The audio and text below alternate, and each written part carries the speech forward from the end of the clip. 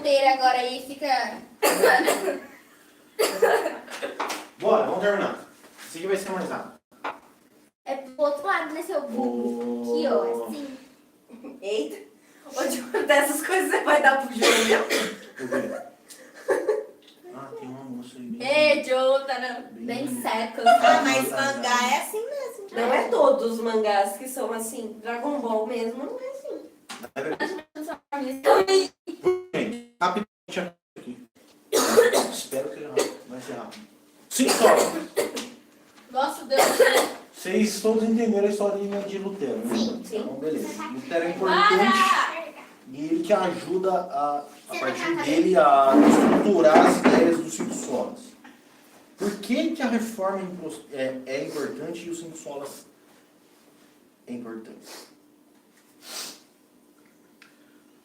A reforma protestante traz, então, importantes lições a respeito da Bíblia e do comportamento de Deus. Durante os tempos da reforma, surgiu uma frase em latim, o Isa, que falava, post tenebra lux. Irisi, maizi, ma. Post tenebra lux, que significa depois da treva, luz. Depois das trevas, luz.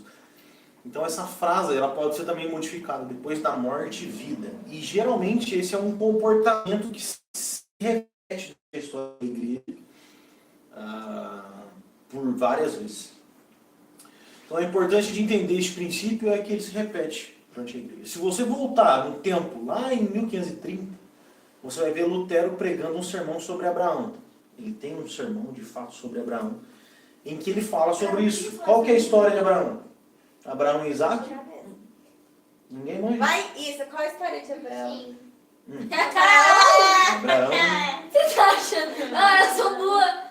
Você não é burra, você só não quer aprender, Tá. é diferente. A história de Abraão, ele pega o seu filho Isaac, Deus fala para ele, sacrifica o seu filho. Ele pega o seu filho e vai sacrificar. Abraão indo sacrificar o seu filho é o maior exemplo de obediência, tirando Jesus Cristo, lógico, que a gente tem na Bíblia, e talvez em toda a história. É Abraão indo sacrificar o filho que ele mais amava. Acontece que esse cenário de morte, de matar o filho, logo se torna vida. Já tudo que acontece, a hora que Abraão vai matar Isaac, Deus intervém. E segura o braço dele e fala, não, não mata. Eu estava te testando. E a morte de Isaac agora já não é mais morte. Ele é vivo e no lugar de Isaac aparece um cordeiro para ser sacrificado no lugar de Isaac. Que já mostrava um pouco da intenção de Deus para salvar o homem. Então naquele cenário a gente pode ver que Abraão estava num momento de trevas, mas a intervenção de Deus traz luz. Ele estava indo matar, só que a intervenção de Deus trouxe vida. E a reforma protestante é a mesma coisa. A Idade Média, que a gente estudou aí na história de Lutero, e durante todo aquele tempo, era um período de corrupção e distanciamento da verdade. Era um período de morte, um período de trevas, um período de abuso da igreja e de um monte de porcaria. Só que a coragem de Lutero e outros tantos reformadores, que mediante a palavra de Deus agiram, trouxe nesse mundo de trevas e de morte, luz e vida. Por que que isso é importante? Porque isso se repete. E é só você enxergar a sua vida. Você estava em trevas, só que a palavra de Deus entra no seu coração e tudo se torna luz. Você estava morto, só que agora você tem vida. E isso se repete constantemente. Então você tem que ter isso em mente. Os reformadores levaram luz para a igreja. E quando eles se concentraram em recuperar a palavra de Deus. A palavra de Deus foi quem promoveu luz. E a vida para o mundo antigo. E não só a palavra de Deus nesse sentido. Como é que Deus criou a luz? Através da sua própria palavra. Ele falou, haja luz. E o que aconteceu? Houve luz. O processo de criação da Terra, é o mesmo processo, claro que não na mesma proporção, mas é o mesmo processo de criação de um novo coração. Deus simplesmente olha para um homem que está em trevas e fala assim, haja luz. E há luz no coração daquela pessoa. Então a luz e a vida, nesse sentido, não são conquistadas por meios humanos com dinheiro, fama e sucesso. Luz e vida é encontrado de forma gratuita através da palavra de Deus. E computador que não ajuda. Computador E leve. porque a palavra de Deus é que traz luz e vida, o motivo é simples e óbvio. A palavra de Deus detém, a palavra de Deus leva até Jesus. Todo homem que está sem luz, está sem vida, a palavra de Deus pega ele pela mão e fala assim, olha aqui, ó, Jesus Cristo. E Jesus Cristo traz luz e vida para o nosso coração. Tenha isso em mente, leve para a sua vida. Tá? E é a mesma coisa do slide que eu repeti. Beleza. Aí surge uma pergunta. Mas por que é importante? Por quê? Tem 3 motivos. Primeiro, a reforma é história. É importante entender a história. Porque a história é a história da nossa fé. A nossa fé cristã não é uma fé que nasceu há 10 anos atrás. Não é uma fé que nasceu hoje, ou ontem, ou há um mês atrás. É uma fé histórica, de mais de 5, 6 mil anos. Mais de, sei lá, 8 mil, 10 mil anos. É uma fé muito antiga. E é importante conhecer isso daqui, a história. O Spurgeon, príncipe dos pregadores, um dos mais importantes, ele fala o seguinte: os cristãos estão querendo ouvir o Espírito Santo falar com eles, mas não dão ouvidos para que o Espírito Santo falou com os pais da igreja. E isso é verdade. Como todo mundo quer. Imagina você agora aí, e você escuta uma voz do além. Fala, Júlia, faça tal coisa. Ou Júlia, tem um plano na sua vida. Júlia, vai na padaria e prega o meu evangelho que eu vou te usar lá. Legal, legal. A gente quer ouvir a voz de Deus. Mas a gente também pode ouvir a voz de Deus através de outros homens que ouviram a voz de Deus. Segundo motivo, a reforma mostra como avivar uma sociedade morta. Como que a gente aviva uma sociedade morta? Através da palavra de Deus. É através da teologia. Que é o quê? O que os reformadores fizeram. A galera estava distante, estava longe da palavra. O que eles fizeram? Vem para perto.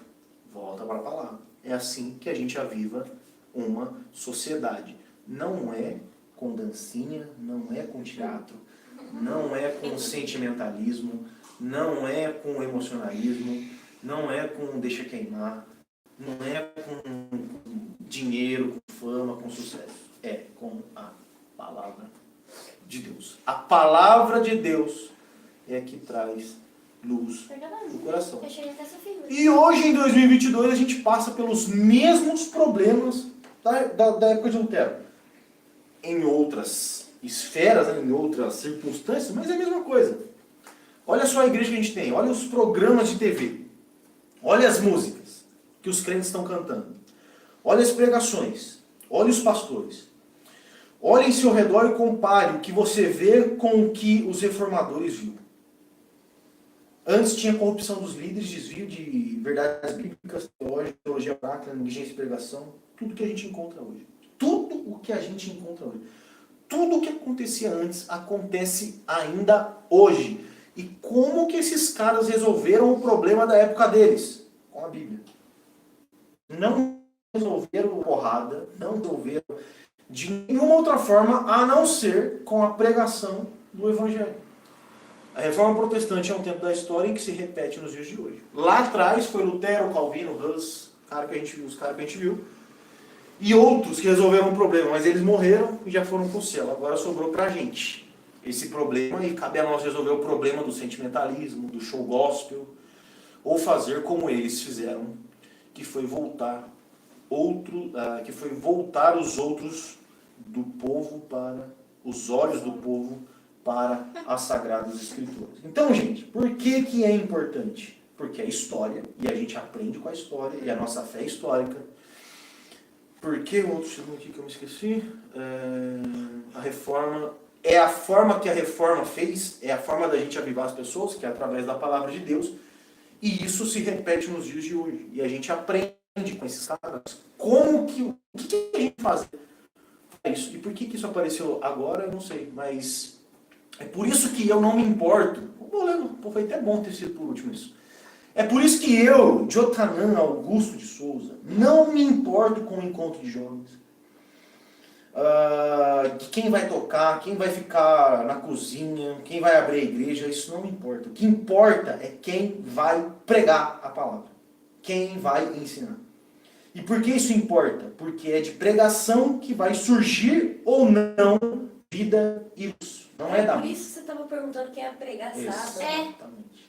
A minha, gente, eu não falei isso para vocês hoje? Lá na reunião que a gente teve com a Silvia, eu falei, por que que eu não quero que vocês fiquem indo de igreja em igreja? Porque isso é arrogante da minha parte, eu não estou lá. E geralmente quem vai estar lá é alguém que provavelmente eu não vou confiar. E o fato dessa galera estar pregando esse monte de baboseira é algo que me preocupa. Tá? É lógico que a minha intenção é que vocês, de um modo geral, né, todos os jovens, e a igreja de um modo geral, é que eles tenham condições de sair da sua igreja, onde escuta a palavra, e ir em qualquer lugar, e ouvir a palavra e saber julgar. Saber falar assim, isso aqui não presta, isso aqui presta, isso aqui vale, isso aqui não vale, ou isso aqui não vale nada, ou vale tudo. Entendeu? Claro que a minha intenção não é ficar o tempo todo pegando na mão das pessoas e falando, ó, isso aqui é legal, isso aqui não é. As pessoas precisam também ter a intenção de fazer isso sozinho, né? A motivação para fazer isso sozinho. Mas a questão é que, como até a Silvia falou, hoje vocês são jovens, vocês estão começando na igreja, aprendendo bastante coisa até, mas, principalmente se tratando de igreja quadrangular. E goste quem gostar ou quem não gostar. Cara, igreja quadrangular é uma das igrejas que mais deturpa o evangelho. É uma das igrejas que mais deturpa o evangelho. E os líderes, muitos líderes sérios de igreja quadrangular sabem disso. Muita gente da nossa igreja confessa a mesma coisa que eu estou falando para vocês. Então é por isso que é preciso tomar cuidado. Não é só igreja quadrangular, Assembleia de Deus, Batista também, tem muita gente falando besteira. Mas, deixa eu contar uma. O que é deturpa?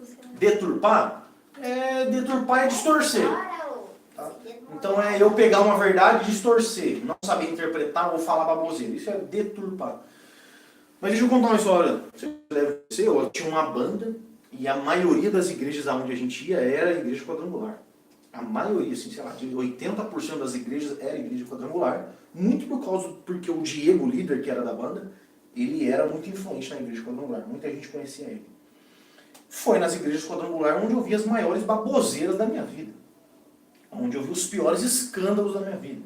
Onde eu vi as práticas mais ridículas da minha vida. Foi em igreja quadrangular. Então, é até um privilégio para nós, isso eu me incluo nisso também, estar na igreja que a gente estamos. Na igreja que estamos, porque a IEQ Vila é uma das menos quadrangular que existe. E é por isso que eu estou lá, porque se não fosse eu não estaria. É a igreja quadrangular mais batista. Ela tem mais uma cara muito menos pentecostal, embora ainda tenha, e enfim, não teria problema nenhum com o pentecostalismo. Mas é a igreja quadrangular menos quadrangular de todas. Ela é a menos quadrangular pro lado bom, porque tem outras tantas aí também que é pro lado ruim. Então, nesse sentido, a gente tem esse privilégio de pessoas que se importam em ensinar as coisas certas para as pessoas que estão lá na igreja. Agora, o resto, você pode pegar 20 quadrangular. Eu não boto uma mão no fogo por nenhum. Pelo menos é a estatística que eu tenho como experiência. Pode estar redondamente enganado, mas eu não confio. Por que então? Quem vai tocar, quem vai ficar... o que importa é quem vai pregar. E por que isso importa? Porque é da pregação que surge vida e luz. Não é da coxinha que emana vida e luz. Não é do álcool em gel, não é da paz do Senhor, não é da dança, não é do teatro, não é da guitarra. É da teologia e da pregação que emana vida e luz. Pergunta para vocês lembrarem aí. Quando é que entrou vida e luz no coração de Lutero? É no lugar ou data? Não, como que Lutero falou assim, agora, quando foi que Lutero falou assim, agora eu encontrei, nasci do Espírito e encontrei as portas do céu? Calma que eu vou lembrar. Quando ele É que é também traduziu mortadela. do grego para o latim. Quando ele leu Romanos 1,17. E também pelo dele ter traduzido para o inglês e tal. Ele leu e descobriu, nossa, eles queriam que a gente fosse burro. Sim, a questão é, Martinho Lutero, ele mesmo confessa, eu quando li Romanos 1,17, no caso lá era o texto grego, ele fala, aí então eu nasci de novo. Você percebe que quando ele fala aí então eu nasci de novo, quer dizer que ele antes não tinha a menor ideia de quem era Deus. dá a entender que, tipo assim, cara, você lutou tanto, você era tão dedicado e não conhecia Deus de verdade? Não. Só aí, então, que eu nasci do Espírito Santo e encontrei as portas do paraíso. Foi depois que o quê? Que ele encontrou teologia, que ele encontrou a verdade da palavra de Deus e que aquilo transformou a vida dele. Daqui pra frente eu acho que vai ser bem mais rápido. Né? A parte histórica que a gente passou aí na parte de Lutero é a parte mais extensa. Antes de irmos para as partes dos 5 solas, a gente vai entender o conceito por trás desses fundamentos. Então, como eu já falei, sola não é sola de sapato. Não é quando o seu bolo sola. Não. A palavra sola. Sabe quando o bolo sola? Fica solado. Não sei. Ele não Sola. cresce. Ele não cresce e fica coisado. Sola me lembra sola de sapato. Eu nunca escutei. Não. Sola é uma palavra em latim que significa somente. Existe também uma sequência lógica que a gente entende. Existe uma sequência dos 5 solas, uma sequência meio lógica. Claro que não precisa ser na sequência, mas primeiro, sola escritura, que a gente encontra esse conceito mais, muitos outros também. Mas Lutero é onde a gente mais consegue encontrar somente a escritura. Sola gratia, somente a graça, que é em Zwinglio, que é um cara que eu citei lá no começo. Que é o que acredita em memória. Memória. Sola fide, também em Zwinglio, que é somente a fé. Solus Christus, somente em Cristo, que é Calvino, um monstro sagrado da teologia. Que é o nosso. Que é a da nossa igreja. Isso, que é o da ceia da nossa igreja e de muitas outras.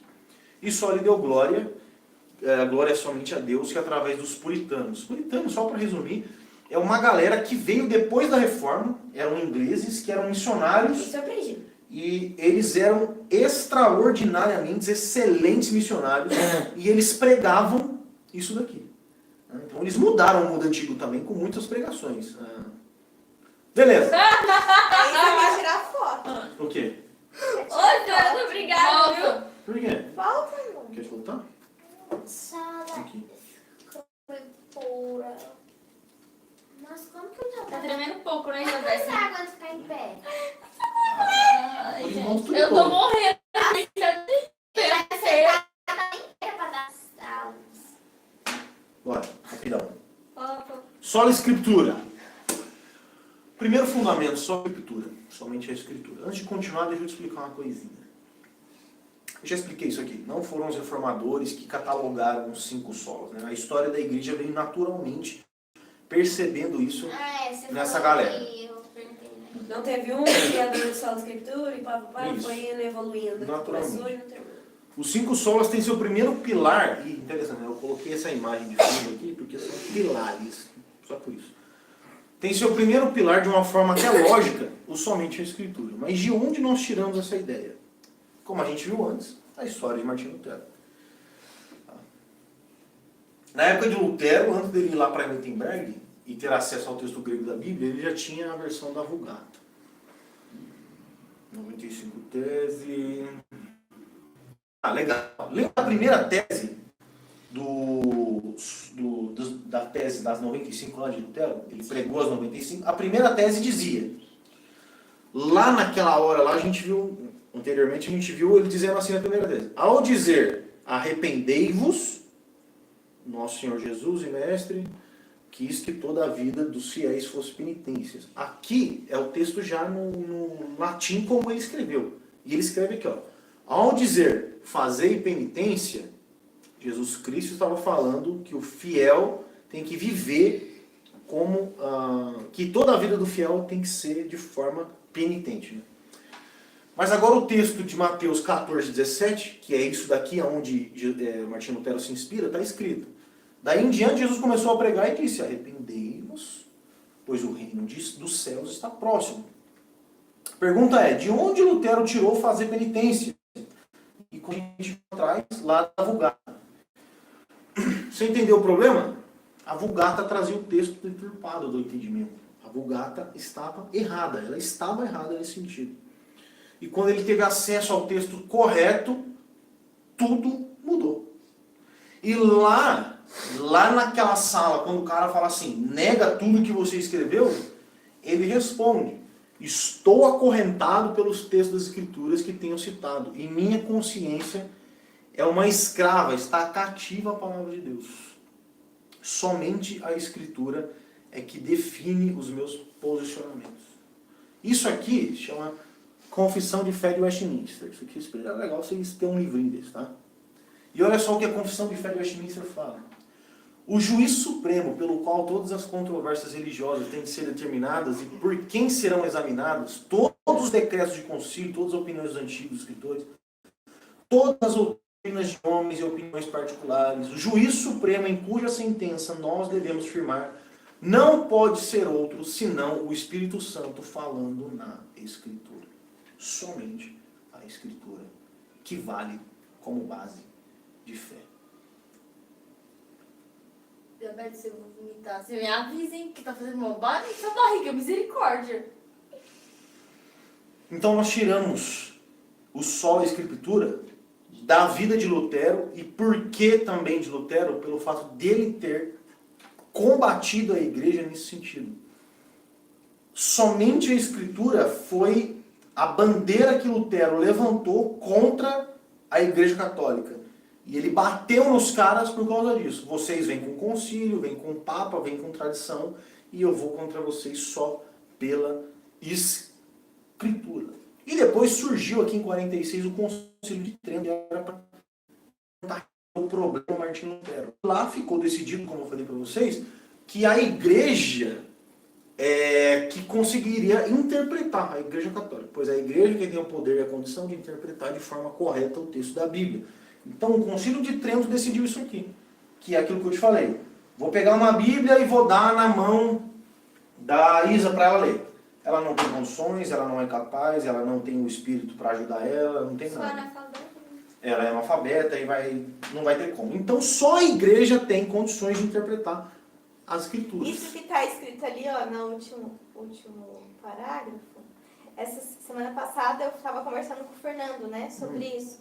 Ele é católico, né? E ele falou que, a pergunta que eu fiz para ele, que ele falou que tem outros livros na Igreja Católica, que são livros que têm muita importância para eles, como a Bíblia, que é o tal dos catecismos lá. Sim. Aí eu perguntei para ele, mas o catecismo que vocês têm e a Bíblia, eles têm tipo a mesma importância, estão no mesmo patamar? Aí ele falou que sim. Que a Bíblia é tão importante quanto os catecismos da Igreja Católica. E aí você consegue começar a perceber isso? E É existe... igual os Mormons também, que para eles Sim, o livro de Mormon é e a superior à Bíblia é o mesmo patamar. Então, nesse caso, a gente pode perceber o quê? Como eu falei para vocês, né, já ficou bem claro com o Lutero, ele sobrepõe a autoridade igreja sobre a Bíblia. Então, por que a gente adora santo mesmo a Bíblia falando para não adorar? Por que a gente adora imagem mesmo a Bíblia falando para a gente não adorar? Porque tradição, papa e concílio definiu que é assim. Então, eles são mais importantes que a Bíblia.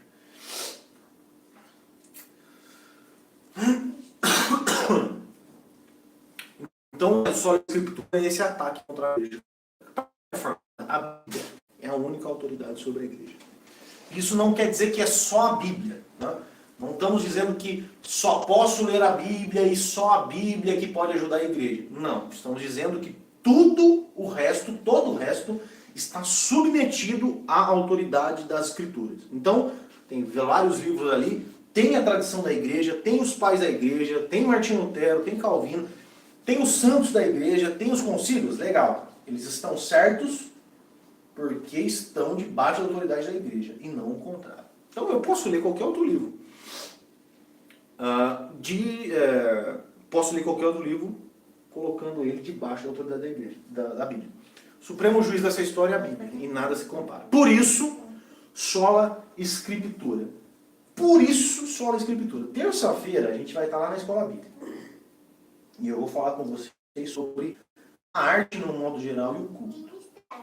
E lembra que eu falei para vocês assim, ó, quando eu der essa aula para vocês, eu queria falar um pouquinho sobre sola Escritura?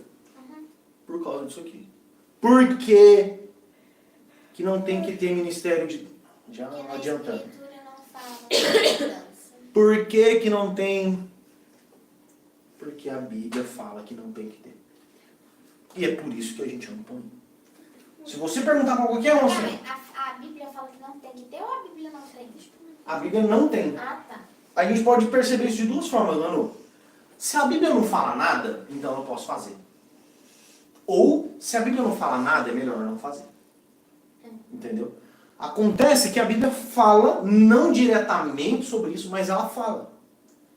Ela fala sobre isso. Ela fala de dança, ela fala de bater palma, ela fala de louvor, ela fala de música, ela fala de poesia, ela fala de pregação, fala de um monte de coisa. Certo? Só que, eu vou adiantar um pouquinho só para vocês, terça-feira, a gente resolver esse problema. Por que que não pode ter? Porque a Escritura define como deve ser o culto. Existe um negocinho chamado princípio regulador do culto. O que que é o princípio regulador do culto? São os princípios que regulam o culto. E a gente encontra isso na Bíblia. Deus definiu como deve ser o culto. E em nenhum momento ele falou assim, dancem no culto. O fato de não ter dança no culto quer dizer que eu danço lá em cima. Você vê dançando às vezes lá, né? Mas que você não pode dançar. Pode. Só mexe a perninha só. Então, você pode dançar. Às vezes a cabeça. Mas como que é essa dança? Qual que é a estrutura? Terça-feira a gente fala mais sobre isso. Mas a questão é, por que que não quero que tenha dança e não tenha bagulho no culto? Porque não está regulamentado pela Bíblia. Só a Escritura. A gente vai ver aqui, ó, João 5:39. Examine as Escrituras porque julgais ter nela a vida eterna. E são elas quem dão testemunho de mim. Jesus disse isso. E um texto que se baseia ainda mais no solo da Escritura. Toda a Escritura é inspirada por Deus e útil para o ensino, para a repreensão, para a correção e para a instrução na justiça, para que o homem de Deus seja apto e plenamente preparado para toda boa obra. Então, a Escritura é o bicho da goiaba. Só na graça, somente a graça. Né? Somente a graça. Nesse caso, a gente vai entrar numa doutrina chamada regeneração.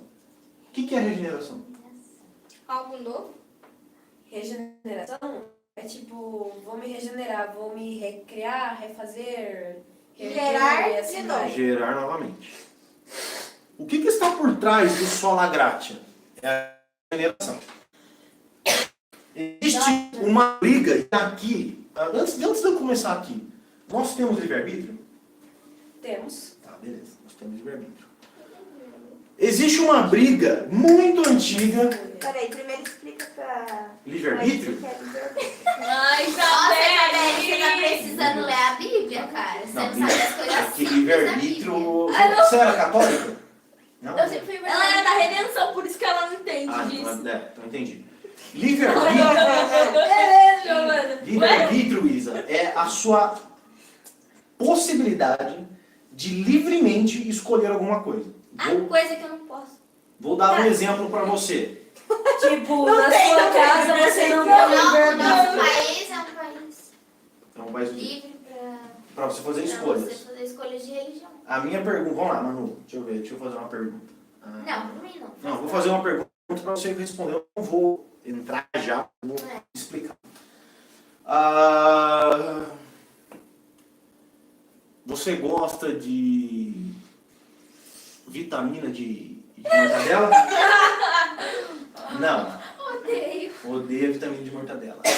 Você é livre para odiar vitamina de mortadela? Sou. Você é livre. Então, Odeio se eu quiser. exato. Se você não quiser, você não odeia. Beleza. Mas por que você odeia? Porque o gosto é péssimo. Pronto. Eu disse que eu O odeio tão fato do gosto ser péssimo, já não é motivo para te fazer odiar? Sim. Ok. Já é o motivação. Você consegue se livrar do gosto péssimo para odiar? Hã? Você consegue se livrar do gosto péssimo para falar que não gosta de vitamina de mortadela? Sim, não... Você consegue não ter experimentado pra falar que odeia? A questão é, a sua posição de falar a vitamina de mortadela é ruim? Tipo assim, é ruim, mas eu nunca experimentei. Sim, Não tem mas a como. questão é o seguinte, por que a vitamina de mortadela é ruim para Manu? O gosto é ruim. Porque o gosto é ruim. Aham. Isso já não é liberdade. você precisa, para ser livre, falar assim, livremente eu decidi que eu odeio. Sem que nada interfira na minha decisão. Vamos lá, para ficar mais simples. Nós temos aqui... Eu não como carne, e eu odeio carne, eu nunca comi carne. Então, ela nunca comeu carne e odeia Eu carne. livre, como que ela gosta? Agora a minha pergunta para Caroline... Eu odeio pão e nunca comi pão. Não gosta de pão? Ele odeia muitas coisas de comer, mas nunca comeu. Tá, vamos entendeu? fazer o seguinte. O que é, ó, livre... Pão. Livre... Atenção, rapidão. Livre arbítrio. Vamos pegar e falar o seguinte. Árbitro me lembra jogador de futebol. Boa, é isso. Árbitro de futebol. O que é um árbitro de futebol livre? Você pode fazer o que você é no barulho. Sei lá. Vamos lá. Nós estamos num jogo. São Paulo e Corinthians, que vai ter amanhã. São Paulo e Corinthians. Clássico. E você não olha na minha cara amanhã, tá? Qual é... Vocês vão ganhar. Gente, Mas vai ser rival, hein, Júlia? rapidão. Não quero falar que você não. Vamos lá. Minha pergunta, eu não vou responder assim lá de cara, que a gente vai discutir isso aqui. Para eu colocar um árbitro imparcial, vai ter São Paulo e Corinthians, o que eu preciso fazer? Pera, aqui? Eu preciso colocar no jogo entre São Paulo e Corinthians um árbitro imparcial, que não vai puxar sardinha nem pro São Paulo, Geralmente nem eles pro pegam de Corinthians. outro país, não é? Boa. Sim. Então eu escolho um cara que é livre do fanatismo pelo clube. Ou seja, eu não vou escolher um cara que é São Paulino Palmeirense. e nem um corintiano. Porque, por exemplo, o Palmeiras tem Não, um a questão é, árbitro. o que é um árbitro livre? É um árbitro que apita o jogo de forma imparcial. Ele tá lá em campo, o Jô dá uma cotovelada no Rafinha. Ele vai falar assim, o Jô deu uma cotovelada no Rafinha. E eu vou dar cartão amarelo. Por que você vai dar cartão amarelo? Porque eu tenho que dar cartão amarelo. E é isso. Ah, mas não influencia... Não. A minha pergunta é, presta atenção, gente. O árbitro de futebol, ele é livre para apitar o jogo? Vamos voltar aqui que vocês vão entender, tá bom? Vou explicar de uma forma bem simples. Ele não é livre. Ele tem que apitar na hora certa, se for injusto. Mas se mesmo assim ele for de outro país... Deixa eu agora uma pergunta. Você começou a entrar onde eu quero. Se for injusto, Se você... o menino fez, Tá, ele tem que apitar. mas Mas se não for injusto, não tem Tá, que mas apitar. por- E aí ele vai ser injusto de por apitar. que ele apita? Porque existe uma Mas regra. o que diz que ele é Existe justo? uma regra. Existe a regra, ele tá cumprindo a Mas, regra. ué, tem coisa que não Não. foi Se dele. ele tá cumprindo a regra...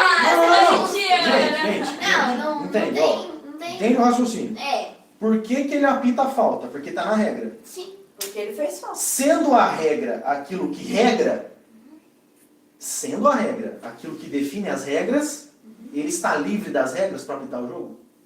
Não. É isso que eu estou te perguntando. Ué, O homem se- tem livre-arbítrio? Por que você está com uma blusa preta? Eu quero. E você consegue não querer estar com a blusa preta? Nesse momento, não. Tá, e quando você Mas não... quem sabe amanhã? Tá, amanhã você não vai querer estar com a blusa preta. Você consegue amanhã não querer não estar com a blusa preta? Não, porque amanhã é amanhã e hoje é Então hoje. você percebeu que você está cativo a você mesmo? Desvencilhar, se desgrudar, não ter a vontade de não estar com a blusa? Minha pergunta, ó, você vai para uma... As minhas roupas... Tá, Minha mãe tá vindo. eu vou explicar. Não, tipo assim... Eu vou explicar. É que a questão com roupa você não vai conseguir explicar. Porque Não, o claro que eu vou. Claro que eu vou. Consigo explicar qualquer coisa. Vamos lá, ó, pra você entender, vamos lá. É o top, hein? A gente tem Pelágio e Agostinho, os dois. E Agostinho, lembra o cara lá do mosteiro, de Martinho Lutero? Que era do Santo Agostinho? É esse cara aqui. Pelágio ensina o seguinte, Adão pecou contra Deus, mas isso não afetou Descendente. seus descendentes e também não afetou a sua possibilidade de escolher não pecar. Olha só, o que ele está falando? Adão pecou contra Deus. Porém, aqueles que descendem de Adão, nós não fomos afetados por Adão. A gente é livre do pecado de Adão. Tá? É isso que ele está falando. Agostinho ensina o seguinte, Adão pecou e contaminou toda a humanidade. O pecado de Adão tornou um homem morto e ele não tem força para sair da morte. Ou seja, o pecado de Adão matou Adão. Adão está morto. E essa morte foi transferida para os seus descendentes. Tá? Então, a gente tem aqui um muito longe do outro. Aqui Adão pecou, mas a gente é livre. A gente não herdou a morte, o pecado de Adão. Aqui, Adão pecou e nós herdamos o pecado de Adão. Vamos para frente. Antes de explicar, Pelágio afirma que o homem, mesmo depois do pecado de Adão, não estava contaminado. Aí a gente surge com algo chamado semi-pelagianismo, que é o meio termo. Que é o seguinte, Adão pecou, passou o pecado para a humanidade, mas não afetou tanto. O pecado de Adão não é uma morte 100%. Assim, você está meio morto. Eu vou mostrar aqui na figura. Vamos lá. Olha lá. Isso aqui é Pelágio. Tô vivão, velho. Tô vivo. Tô vivaço. Não, é só o pó da rabiola. O outro é só o pó da rabiola. Você é Giovana. Semi-pelágio. Semi-pelágio. E o outro é Agostinho. Morto. Acabou, já era. Velho. Morreu? A minha pergunta é, morto fala? Não. Morto escuta? Não. Morto ouve? Anda? Não. Um zumbi fala? Fala daquele jeito. Aquele negócio, né? Ele anda daquele jeito. Daquele jeito. E o vivaço tá aqui, filho. Eu escuto, eu falo Vivão. tranquilaço. Entendeu? Seguindo minha vida. Vamos lá. As referências que ele dá. Vamos lá. Pelágio é absolutamente descartado. Pelágio, tipo assim, ele foi com... Mano, é nada. A gente fica com os outros dois. Vamos ficar com os outros dois. E agora que você vai entender o que é o sola gratia. O semi-pelagianismo é o que a maioria das igrejas pentecostais defende, inclusive a senhora igreja quadrangular. A grande maioria, né? Talvez não é o caso da nossa. Está em pecado, mas ainda tem capacidade de escolher Deus caso Deus o ajude. Dessa forma, existe uma sinergia. O que é uma sinergia? Duas forças indo para o mesmo lado. Ou seja, o que é o semi-pelagianismo? Eu estou zumbi e eu preciso que alguém venha me curar, me regenerar, para que eu consiga, eu por minhas forças agora, que eu ainda consigo andar, eu ainda consigo falar e consigo ouvir, aí alguém vem e me dá um antídoto e eu me esforço para receber aquele antídoto, começo a dar e fico vivo novamente. Tipo quando você tá incubado, você toma alguma coisa já. Isso. É a questão aqui é o seguinte. Quando você tá doente, você toma remédio. Melhor. Mas... A questão aqui é o seguinte. Existe o quê? O morto-vivo. O zumbi. O zumbi ele ainda consegue andar, ele ainda consegue ouvir, consegue falar e etc. Malemar ele consegue, mas ele consegue. O que isso quer dizer? Quer dizer que Deus, ele age para tornar o homem vivo, ele já pega o homem meio vivo. Então ele não precisa regenerar completamente, porque o homem já conseguiu estar mais ou menos vivo. Dessa forma existe uma sinergia. O que é uma sinergia? Duas forças agindo numa mesma direção. Tá? Ou seja, Deus fala assim, ó, eu vou fazer minha parte, mano. Mas o homem... Só que você tem que fazer a sua. É menina, né? Exatamente. Eu vou fazer minha parte, só que você vai fazer a sua. Beleza? Então o semi-pelagianismo acredita que o homem precisa fazer a sua parte. Ou seja, para o semi-pelagiano existe uma ação de Deus que ajuda o homem, mas ajuda até um certo ponto. O resto do caminho quem faz é o homem. Tá? Então tenha isso em mente. Pro católico também. Para o católico também, mesma coisa. Agora, o que é sola fide? É uma forma monergista de entender as coisas. O que é mono? Mono, é um. Existe uma força monergista. Diferente do sinergismo, a reforma protestante defende o monergismo. Ou seja, uma força só. Por isso, sola gratia, ou somente a graça, ou somente de graça. O conceito semi-pelagiano. O conceito semi-pelagiano é mais ou menos isso daqui, gente. É como você ir numa loja e comprar uma camiseta de R$100 com um desconto de R$90. Essa camiseta de 90 não é de graça. Ela é mais barata. Você comentou isso de... Claro, clarão. A camiseta custa 100. Eu vou lá e tem um desconto de 90. Nossa, que camiseta barata. Né? Meu João falou assim, almoço de R$1, você disse, já não é grátis. Já não é de graça. Exato. Porque alguém comprou. Exatamente. ela pode ser mais barata e até mais fácil de comprar, mas não é de graça. Tá? O sola gratia é mostrar que o homem não tem condições de comprar a camisa de 100 e nem se ela tivesse com desconto de 90. O homem não tem nem um centavo para comprar isso daqui. Por quê? Porque o homem está morto. E aqui ele está quase morto. Para finalizar, então, deixar claro, o livre-arbítrio é a capacidade que o homem tem de escolher algo livremente. Se você perguntar para um semi-pelagiano, católico e alguns pentecostais, se ele tem livre-arbítrio, ele vai falar que tem. Eu tenho livre-arbítrio. O que isso quer dizer?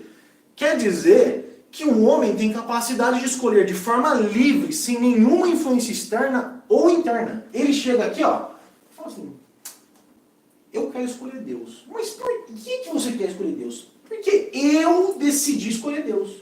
Eu ainda tenho capacidade de raciocinar. Ah, você que escolheu. Aham, tá bom. Eu escolhi Deus. Eu decidi ter Deus. Eu quero Deus. Ele faz isso de forma livre, sem influência. Já o Agostinho, a Reforma, vem falar que o homem não tem livre-arbítrio. Sendo assim, o homem não é livre para escolher. Todas as escolhas que ele faz é segundo a sua própria natureza. Qual é a natureza do homem? O pecado. Tudo que o homem escolhe sem Deus é o pecado. O que o homem sempre faz estando morto? Escolhe a morte, escolhe a morte, escolhe a morte, escolhe a morte, escolhe a morte. A única coisa que ele faz é ele ser escravo do pecado. Ele não é livre, ele é escravo. E ele sempre escolhe o pecado, escolhe o pecado, escolhe o pecado. Beleza?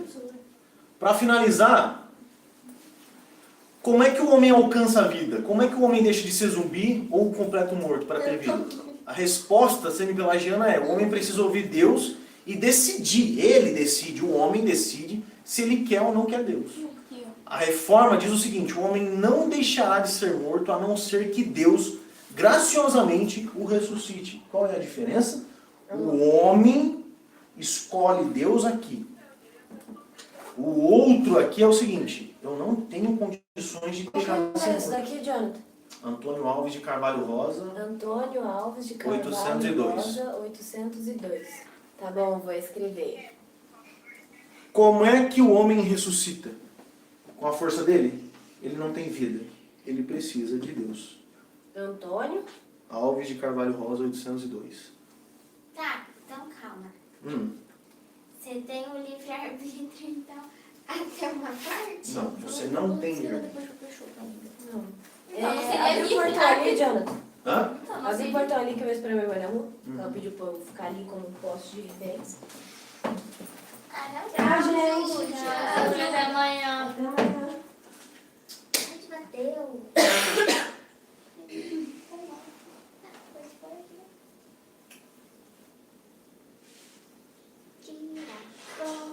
Deixa ficar. Guerreiros com guerreiros. Tá fácil, né? Só tem você no sofá, cara.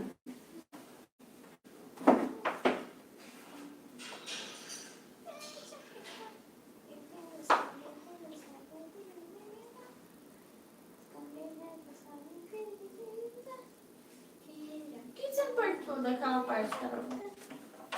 Manu, o homem não é livre. Ele não tem livre-arbítrio. Você não Todas- pode ver sozinha na rua? Ah, A mãe dela eu falou pra avisei. ela ficar lá. É, ué. É. Aí. O homem não é livre. Ele não é livre. Ou ele é escravo do pecado, ou ele é escravo de Deus. Ele não consegue com as suas forças escolher Deus. Por quê? Ele não é livre. Tudo que ele vai escolher é não Deus. Não Deus, não quero Deus, eu não quero estar com Deus. Por isso ele não é livre. Por que eu perguntei da camiseta, do árbitro, de um monte de coisa? Quando eu escolho uma camiseta, uma blusa do São Paulo para ver, eu escolho independente da intenção. Todas as escolhas que eu faço não são livres. Isso independente. Por que a gente escolheu comer pão? Porque alguma coisa tinha que ir para comer pão. Por exemplo, a gente não tinha dinheiro para comprar outra coisa. A gente não é livre da nossa pobreza. Por isso que a gente comprou pão. E se eu tivesse comprado pizza? É porque eu não sou livre da minha riqueza. Então eu compro pizza. Tudo que eu faço está atrelado a alguma coisa. O que é uma decisão livre? É o seguinte, o único que tem livre-arbítrio de fato é Deus. Por quê? Eu vou salvar a Manu. Por que você vai salvar a Manu? Eu vou salvar. Não tem motivo. Eu quero. Simplesmente eu vou salvar. Por qual motivo você veio aqui? Você tem vários motivos. Muitos, sei lá. Poderia falar vários. Só que você não é livre, de fato. Tudo que você faz não é livre. E somente Deus é livre. Ele é livre para salvar e livre para condenar. Então, ou a gente é escravo do pecado, Ou é escravo de Deus. Bom, por exemplo, a pessoa que escolhe outra religião não é porque ela teve o livre-arbítrio, é porque ela foi escrava do pecado. sim. Praticamente sim. A única forma que você consegue deixar o pecado não é com a aí que tá. Não é a sua força. É Deus indo até você e te tirando de lá. Por quê? Se não for assim, você não sai de lá. Por isso que Deus não é educadinho. Deus não fala assim, oi Manu, tudo bom? Você gostaria, por obséquio, de me aceitar, por favor? Não. Deus simplesmente dá uma cotovelada, te desmaia e te salva. Acabou. É isso que ele faz. A ação de Deus é dessa forma. Então, olha só. Não em virtude de obra de justiça que nós houvéssemos feito, mas segundo a sua misericórdia, nos salvou mediante o lavar da regeneração e renovação pelo Espírito Santo. Se Lázaro estava morto, Lázaro, sabe o estado de Lázaro? Estava morto. Sabe, né? Remove a minha Você sabe, né? Não, você não canta. Então, Lázaro Estava estava morto. Lázaro estava morto. Tinha como Lázaro sair de lá com alguma força dele? Quem é que fez ele sair de lá? Pronto. Se Jesus não tivesse ido lá, ele tinha ressuscitado? Pronto. Essa é a vida do homem. Ele está morto lá. Só vai sair o dia que Jesus falar, sai. E você já parou para pensar, se Jesus fala sai e Lázaro não sai, é possível isso acontecer? Jesus fala assim, sai daí, e ele não sair? É possível. Não. Não é possível. Porque Deus tem poder sobre todas as coisas. Deus falou assim, ó, Ah, tá, entendi outra coisa. haja luz e houve luz. É possível Deus falar haja luz e Se não lá haver Deus luz? escutar a gente. Só Deus, assim, ó. Tá? Ah, tá. Beleza. Viu? Meu Deus. Efésios, esse texto aqui é o mais, que a gente tem mais base. Pois vocês são salvos pela graça, por meio da fé, isso não vem de vocês. É dom de Deus, não por obras, mas para que ninguém se glorie. Então, sola gratia é a sua salvação, desde a sua regeneração. Quando você é regenerado, isso é feito de graça. Quando você é salvo, é feito de graça. O que um semi-pelagiano, quando chegar no céu, pode falar para Jesus? Imagina Jesus, num semi-pelagiano, chegando lá e falando assim, rapaz, eu salvo. Aí o semi-pelagiano vira para Jesus e fala assim, mas se eu não tivesse te aceitado... Né? Entendeu? O agostiniano vai falar assim, eu te salvei. E ele vai responder, você me salvou. Sim. Você me salvou. E nada que eu fiz colaborou para isso. Foi tudo obra sua.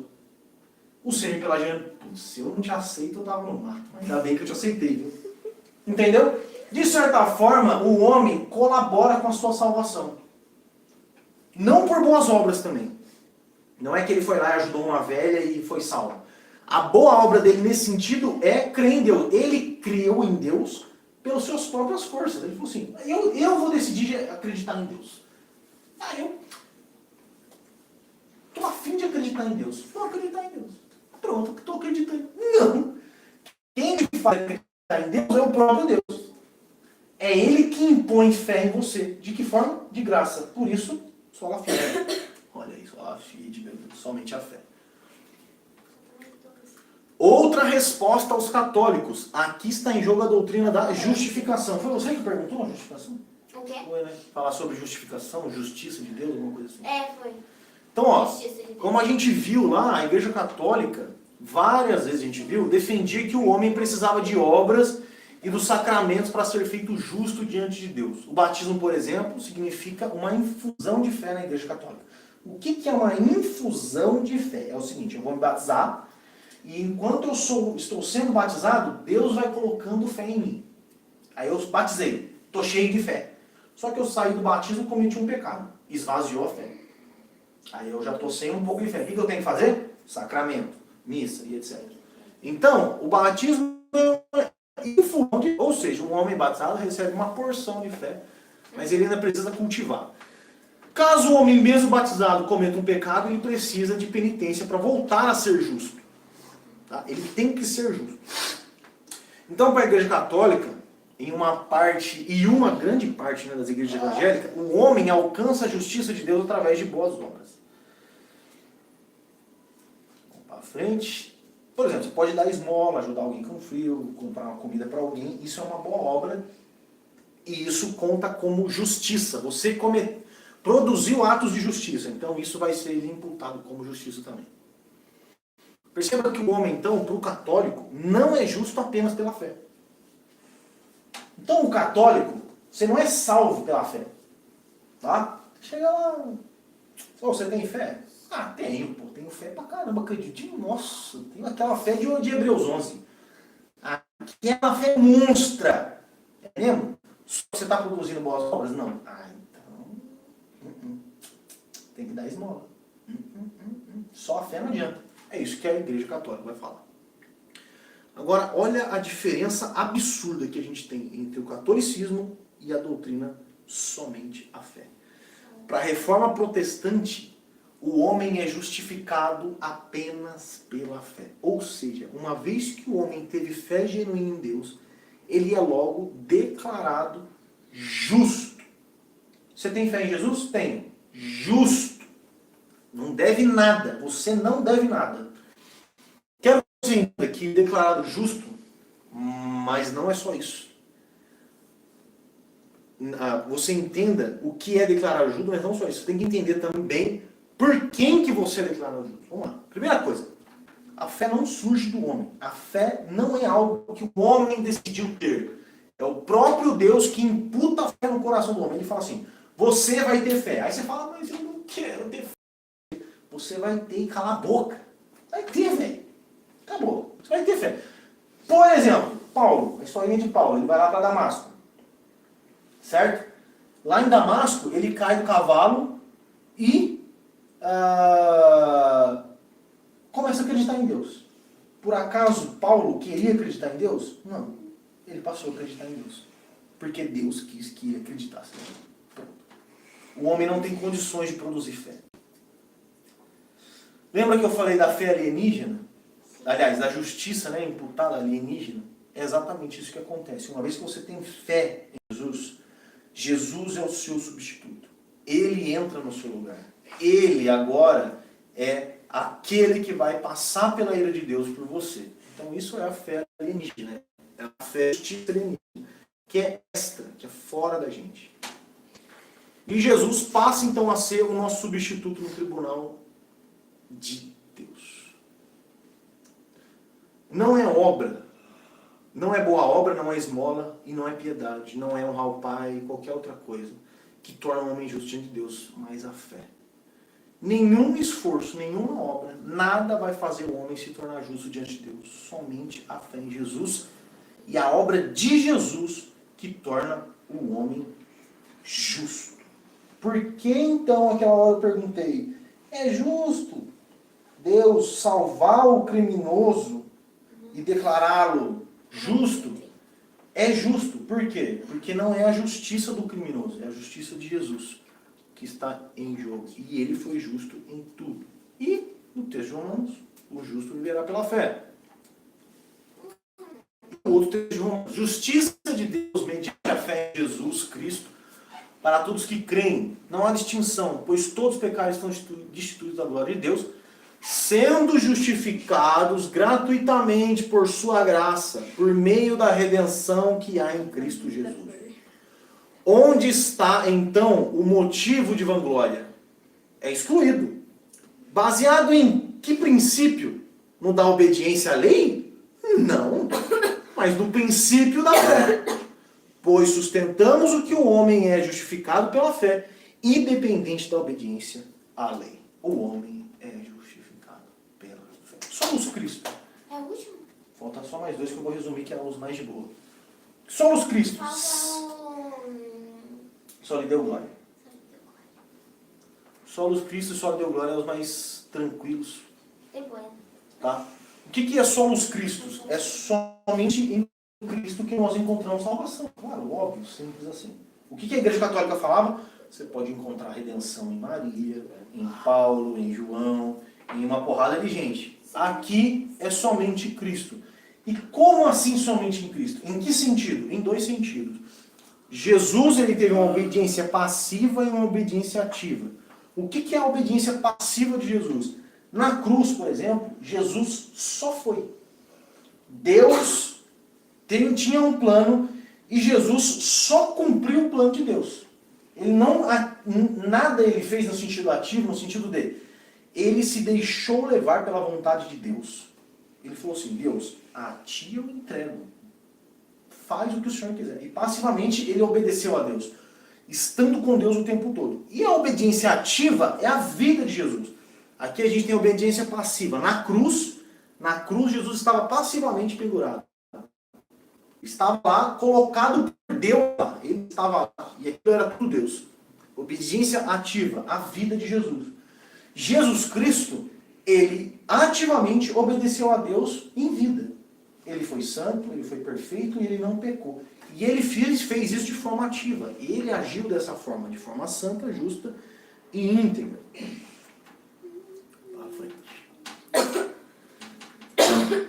Agora é que a gente entra... Não, eu vou tudo. Não, é porque basicamente é isso. O que a gente tem para aprender com isso? É comum não, mas é possível. Eu já falei isso uma vez e fui corrigido. A pessoa fala assim, Jesus poderia ter vindo aqui na Terra e morrido na cruz e ido embora. Acabou. Está resolvido o problema. Jesus só vem, morre e está tudo certo, tá? A galera está salva. Só que não. Deus exige de nós uma vida santa, uma conduta santa durante toda a nossa vida. E caso isso não aconteça, você vai morrer. Simples assim, tá? E o que acontece? Jesus Cristo se entregou à morte por nós e ele viveu por nós. Ele morreu por nós e viveu por nós. O que isso quer dizer, Manu? Quer dizer o seguinte, você não consegue amar Deus acima de todas as coisas. Você não consegue amar o próximo acima de todas as coisas. Você não consegue fazer o bem. Ser ruim, independente. Eu sou convertido, beleza, não ser ruim. Você não consegue cumprir a lei de Deus. E Jesus Cristo cumpriu isso por você. Os méritos são de Jesus. É Ele que faz isso por nós. É a vida dele também que nos traz justiça. Tá? Sendo assim, por que solos Cristo? Porque lembra que eu falei para vocês que o Papa tinha a chave da tesouraria de méritos? A gente tinha os méritos de Paulo, de Maria, os méritos de João, os méritos de Santo Agostinho. E a sola Escritura vem e fala assim, não. A salvação é apenas pelos méritos de Jesus. Somente Cristo, em Cristo a gente encontra justiça, santidade, perdão de pecado e a ponte para chegar até Deus. Ninguém, a não ser Jesus, é o nosso mediador, tanto na vida quanto na sua morte. Ele morreu, viveu e também ressuscitou por nós. Somente Jesus que faz isso. Pois há um só Deus, um só mediador entre Deus e o homem, Jesus Cristo, o homem, o qual se entregou a si mesmo como resgate por todos. Esse foi o testemunho dado em seu próprio tempo. Respondeu Jesus, eu sou o caminho, a verdade e a vida. Ninguém vem ao Pai a não ser por mim. E só lhe deu glória, a gente acabou. Glória a Deus.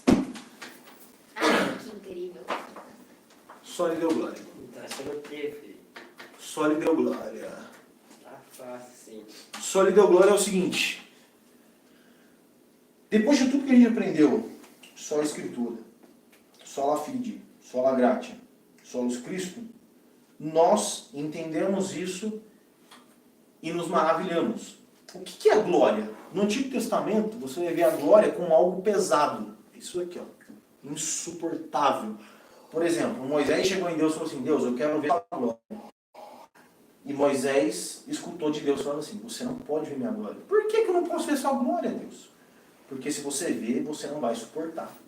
De tão pesada que ela é. Você não vai suportar a minha glória. De tão pesada que ela é. Sendo assim, a glória é algo insuportável. Quando você vê algo bonito, você chora, você se emociona, você fica feliz, fica alegre, você acha aquilo legal e você não suporta a sua emoção diante de algo bonito. Isso é algo glorioso. E aqui é que está o Só lhe deu glória. A manifestação da justiça, da fé, da graça, da criação, o céu, a terra e tudo que existe é manifestação da glória de Deus.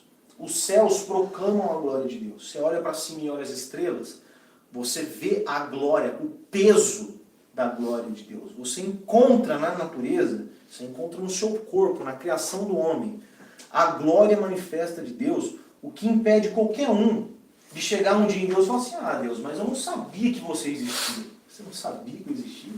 Olha para o céu. Como assim você não sabia que eu existia? Olha para o céu, olha você. Como assim? Você acha que isso aí foi criado do nada? Você acha que isso aí foi uma explosão que fez tudo isso? Os céus manifestam a glória, o peso, a grandiosidade de Deus, que é insuportável. E quando nós encontramos em Deus toda a glória, toda essa grandeza, todo esse poder, todo esse plano perfeito de salvação, de redenção do homem, de justificação e de tudo quanto é coisa, nós olhamos para Deus e entendemos que Ele é glorioso em tudo. A Igreja Católica é idólatra. A Igreja Católica dá glória a Maria, glória a Maria, a Igreja Católica dá glória a Maria, dá glória a Paulo, dá glória a Pedro, dá glória a tudo quanto é gente. Mas a glória é somente Deus. O louvor e toda a honra é somente de Deus. Só que tem um detalhe que é o mais importante. A gente pensa em idolatria só quando tem uma imagem, uma escultura. Só que idolatria é o princípio de retirar Deus do primeiro lugar e colocar qualquer outra coisa. Quando Adão pecou no Éden, ele foi idólatra. O que Adão fez no Éden? Deus falou para mim que eu não deveria comer do fruto proibido. Só que eu comi. O que isso quer dizer? Quer dizer que eu tirei a palavra de Deus em primeiro lugar e botei a minha opinião. Botei os meus conceitos. Falei assim, Deus não está tão certo assim. Deus não vai estar tão sério e tão certo assim. Eu vou fazer o que eu quero fazer. Idolatria. Quando você não honra seu pai, você fala assim, Deus falou para eu honrar meu pai e a minha mãe, só que não é tão importante assim, então eu não vou honrar. Ou seja, os mandamentos de Deus são menos importantes do que a minha vontade. Idolatria. Quando alguém rouba alguém, fala assim, não importa se Deus falou para não roubar, não importa se eu tenho que amar o meu próximo como a mim mesmo, então eu não gostaria de ser roubado. Não, tanto faz. Eu vou me colocar à frente de Deus e vou fazer aquilo que eu quiser. Idolatria. O pecado fundamental, como disse João Calvino, o pecado fundamental da humanidade é a idolatria. E o que a gente tem que fazer quando a gente entende isso? Perceber que nós somos idólatras. Nós somos idólatras de uma forma geral. E, para encerrar, para a gente perceber como é que isso funciona da forma mais idólatra possível, a gente lê o Salmo 115. Aí a gente lê rapidão e aqui a gente vai encerrar. Tem uma música. Nossa, vai pegar justo essa? Por quê? É a mensagem essa. Não. Ah, não é? Essa daqui, nossa, é a minha primeira. 115. Salmo 115. Você bom? É. Salmos 15. 115. 115. Ó, eu vou ler aqui, ó. Não a nós, Senhor, não a nós, mas ao teu nome dá glória, por amor da tua benignidade e da tua verdade. Por que dirão as nações, onde está o teu Deus? Mas o nosso Deus está no céu e fez tudo que lhe apraz. Os ídolos dele são prata e ouro, obra das mãos dos homens. Tem boca, mas não fala. Tem olhos, mas não vê. Tem ouvidos, mas não ouve. Nariz, mas não sentem cheiro. Tem mão, mas não apalpa. Tem pé, mas não anda. Nem som algum sai da garganta.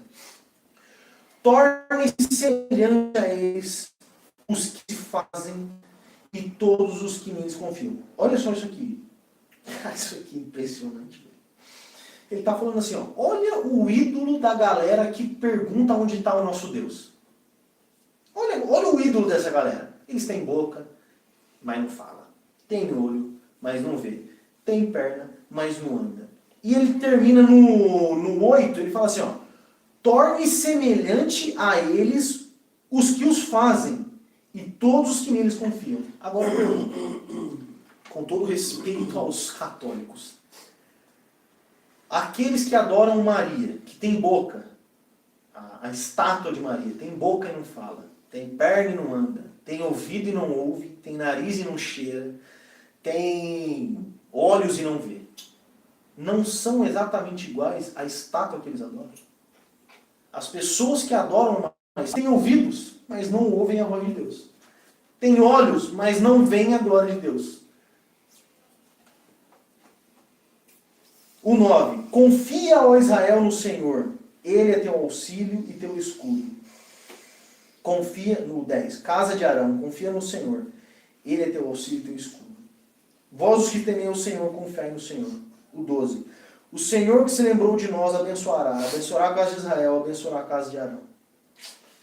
O 17. Os mortos não louvam ao Senhor, nem os que descem ao silêncio. Mas nós bendiremos ao Senhor, desde agora e para sempre. Louvai ao Senhor. Quando você lê esse Salmo 115, você percebe no primeiro versículo, Deus, não a nós, mas ao teu nome da glória. E ele mostra que aqueles que dão glória a outro a não ser Deus se torna semelhante àqueles que eles dão glória. E para finalizar, o outro texto, Romanos 11:36. Porque dele, por ele, para ele são todas as coisas. Glória, pois, a ele eternamente. Amém. Acabou. Ai, glória a Deus. Glória a Deus. Aleluia. Até eu cansado. Não tem um slidezinho de acabou? Não tem. Não deixa preto. Foram 145 slides. Deixa Misericórdia. Deixa preto que eu vou tirar uma fotinha. Como é que eu vou? Ai, claro que você toquei, não. Pronto. Acabou. Mas você nem tomou um negócio. Dá joia. Mas deu um estrago. Mas você nem engoliu. Não tô sentindo. Não, calma. Ô, John, não deu certo. Amor, põe no preto e espera. Ela podia tirar. Ou desliga a TV. Oh, meu Deus. Acabou. Tá, Foi joia. uma apresentação. Joia. Acabou. Pronto, eu tirei. Para de acabar, não, joinha. Ai, que bonitinho. Tô cansado. Eu tô Coração. cansada. Mas eu avisei que até 10h30 10 horas. ia. E a gente terminou antes. Que hora? 10:06. Eu Minha mãe avisei. vai matar. Ai, minha mãe falou pra não chegar até a gente tá em casa. Minha mãe 7h30, ela vai falando que tá lá tarde. Aí o filme de Lutero é muito legal. Vocês assistiram um pedaço? No filme de Sai Lutero é top. fora, você não consegue. Ó, esse último salmo que leu aí tem uma música. Essa, ó. Não a nós, Senhor, não a nós, Senhor, mas Nossa, eu vou dormir. Nossa, gente, que música de igreja católica.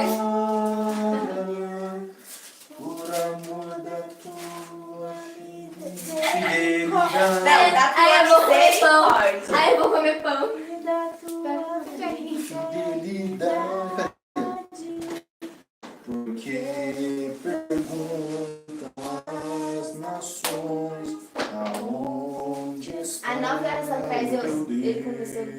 A gente ficou. O Ah, mas parou. nosso Metade Deus do tempo, acho que. está nos céus, Ah, que é umas 4 dono horas. de Ai, todas as Foi umas 5 coisas. É porque foi mais ou menos 1 hora tá colocada. Eu acho que falando sobre Lutero foi mais longo, né? Não, mas Agora vocês têm que assistir o filme de Lutero. Tá agora é lá. o filme. Ai, outro dia a gente vê. Ele não, ele não quer falar, né? Tá fazendo coisa errada, ó. Presta atenção. Quando que eu vou embora? Não sei. Eu não sei nem como eu vou embora.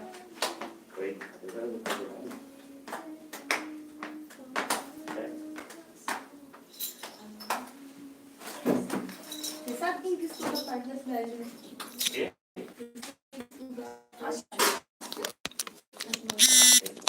Na bagunça que é mais gordo.